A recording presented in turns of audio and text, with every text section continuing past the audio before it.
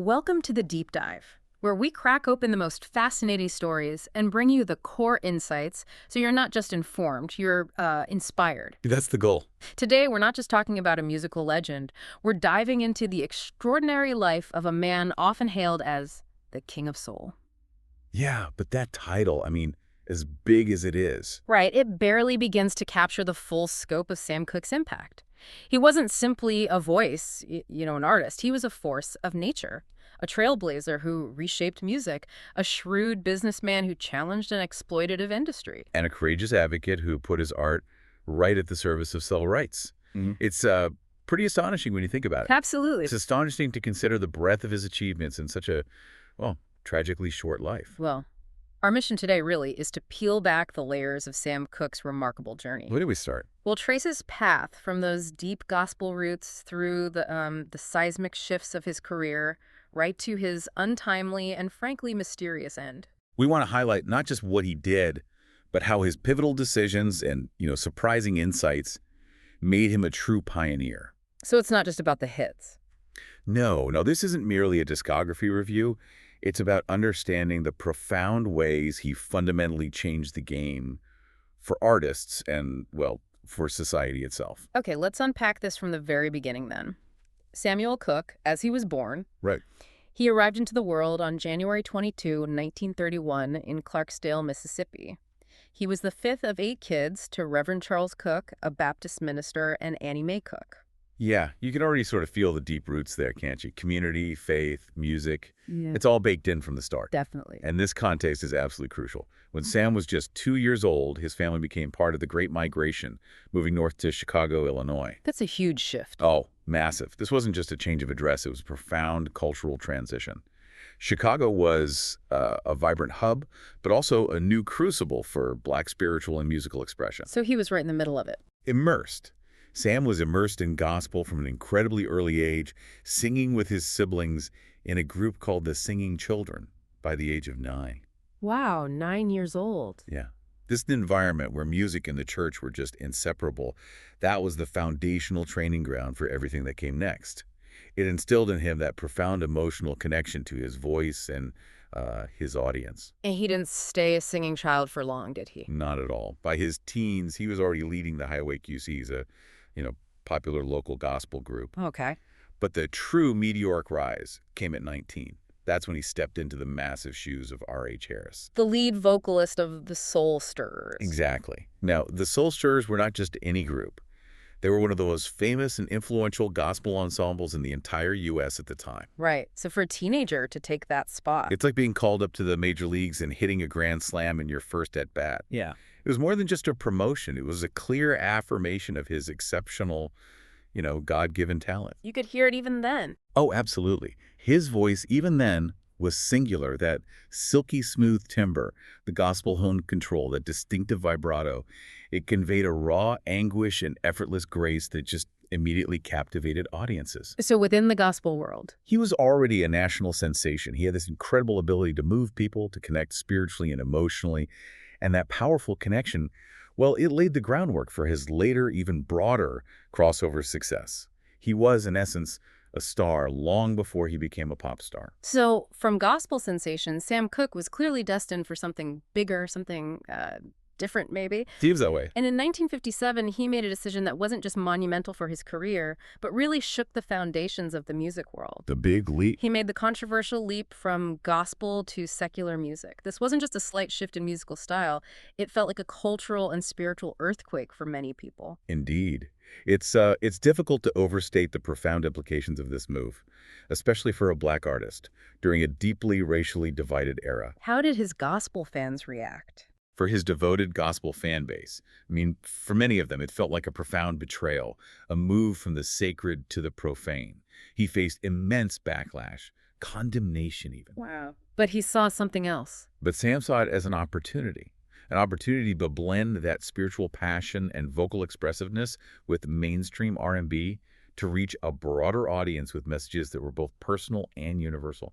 It was unique alchemy, A risky one, though. rarely attempted. With his kind of immediate explosive impact, he was risking everything, his reputation, his established audience, to follow an artistic vision that he believed in implicitly. And what a risk it proved to be. His very first major single, You Send Me, Yeah. didn't just climb the charts, it shot to the absolute pinnacle of both the Billboard pop and R&B charts, selling millions of copies. Millions. We're talking about an overnight sensation that wasn't just an overnight success, but a genuine cultural phenomenon. And the bigger picture here. The broader implication of this success was truly revolutionary. Sam Cooke became one of the first black artists to appeal equally and massively to both black and white audiences in America. In that segregated society. Exactly. In a deeply segregated society where radio stations, record stores, social spaces were strictly divided by race, his music just transcended those lines. It was irresistible to everyone. So he was breaking barriers almost without trying, just with the music itself? He was breaking significant racial barriers, not with overt protest initially, but simply through the sheer power of his appeal and his talent to unite disparate groups under the banner of a great song. It demonstrated the immense, undeniable power of his artistry. And that precisely is why he earned the title King of Soul. He didn't just sing soul music, he practically architected it. That's a great way to put it. Think about it. He took gospel's deeply spiritual ad-libs and call and response, blended it with R&B's irresistible groove, and polished it with pop's accessible melody. It was a fusion. He didn't just bridge genres. He created a new vernacular for emotion in popular music that resonated with everyone, regardless of background. It wasn't just a change, it laid the foundation for virtually every soul artist that followed. His voice was truly his signature instrument, smooth, yes, but also incredibly passionate, nuanced, and versatile.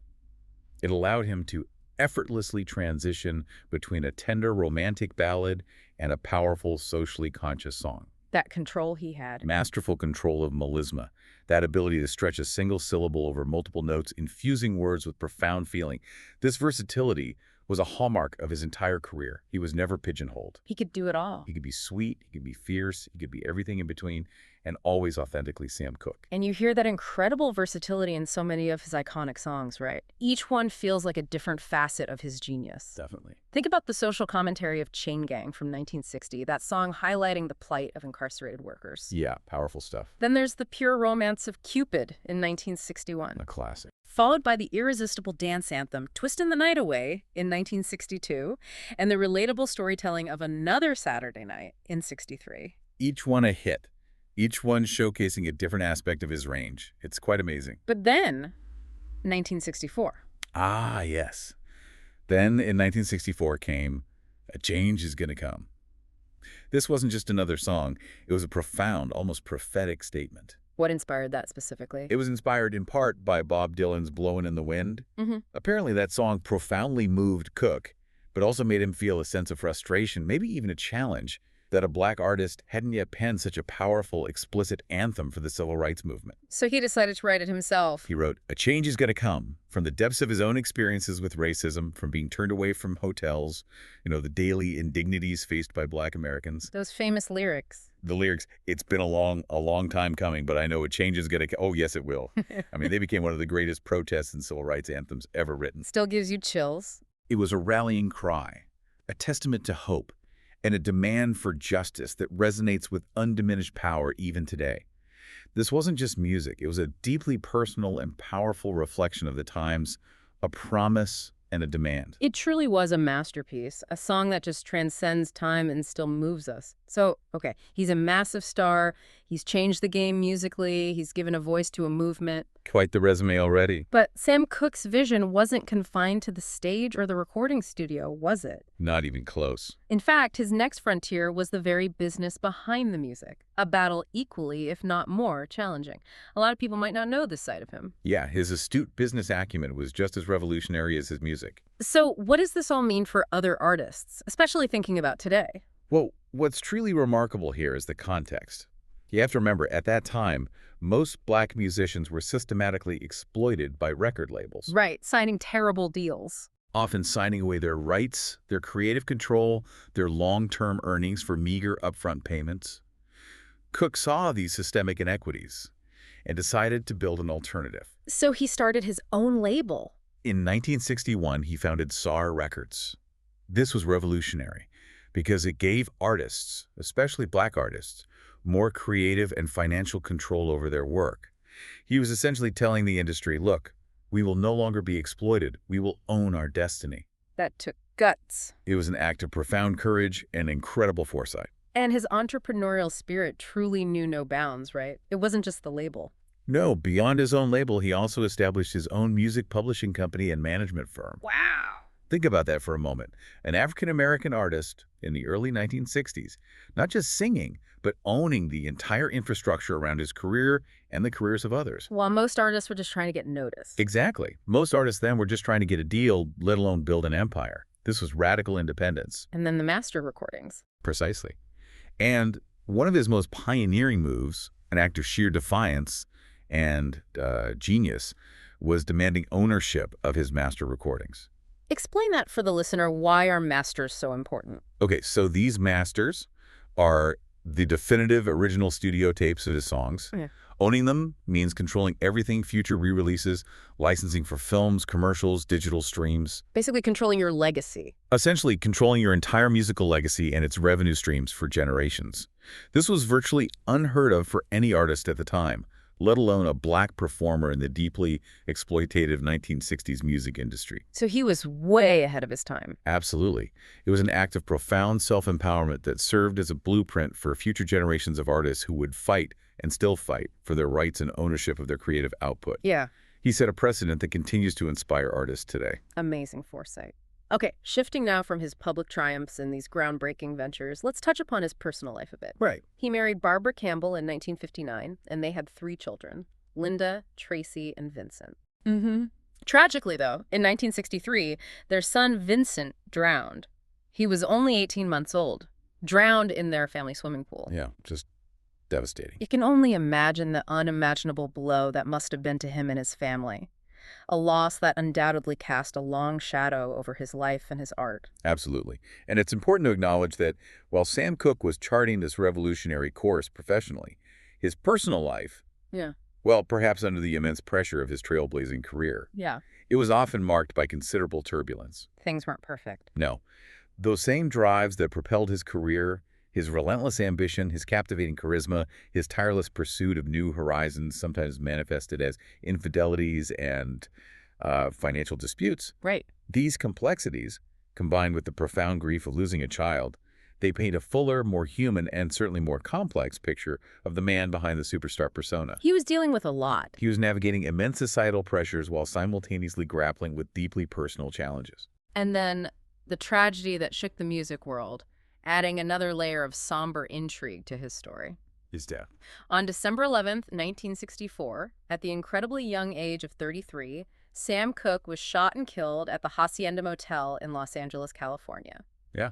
The motel manager, Bertha Franklin, was the one who pulled the trigger. But the circumstances, Still murky, right? the true circumstances surrounding his death, have remained shrouded in mystery for decades, while official reports concluded it was justifiable homicide. Franklin claimed self-defense. Right, she alleged Cooke attacked her. But the case has remained surrounded by inconsistencies, unanswered questions, and a lot of speculation. What kind of questions? Well, questions about the police investigation itself, the credibility of witnesses, and the broader context of his life, which, included threats from those who opposed his business ventures and his civil rights activism. So it wasn't clear-cut.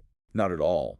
This enduring ambiguity adds a poignant and tragic layer of intrigue to his story, preventing clean closure to a life cut far too short, and fueling countless theories about what truly happened that night.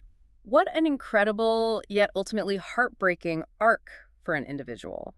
When we look back, Sam Cooke is remembered as an absolute trailblazer, a visionary who accomplished more in 33 years than most could dream of in a lifetime. It's staggering, really. He wasn't just the voice that brought soul music into the mainstream, but he profoundly influenced artists across generations. I mean, legends like Aretha Franklin, Marvin Gaye, Otis Redding, Stevie Wonder, Al Green. Even later stars like Rod Stewart or Michael Jackson cited him. Exactly. And beyond the music, he was this courageous entrepreneur who fought for artist independence, leaving behind not just timeless songs, but a powerful legacy of empowerment and self-determination. And his lasting recognition speaks volumes about his indelible mark. He was rightfully inducted into the Rock and Roll Hall of Fame in 1986, and then the Songwriters Hall of Fame in 1987, a testament to his prowess as both performer and composer. Rolling Stone also consistently ranks him among their 100 greatest singers of all time. The impact is undeniable. His impact is undeniable, and his musical and entrepreneurial spirit still reverberates throughout the industry today. So, considering his extraordinary entrepreneurial spirit, his fearless advocacy for artists' rights, and that incredibly powerful, enduring anthem, "A Change Is Gonna Come," one has to wonder. Yeah, the what if. What else might Sam Cooke have achieved for social justice and the music industry if his life hadn't been cut tragically short at just 33? How might he have further shaped the sound of an era, the fight for civil rights, and the very business models that govern artistic creation? It's a powerful question. His story really prompts us to consider the immense power of one individual's vision. And the enduring questions left by lives so brilliantly, yet tragically, interrupted. Thank you for joining us on this deep dive.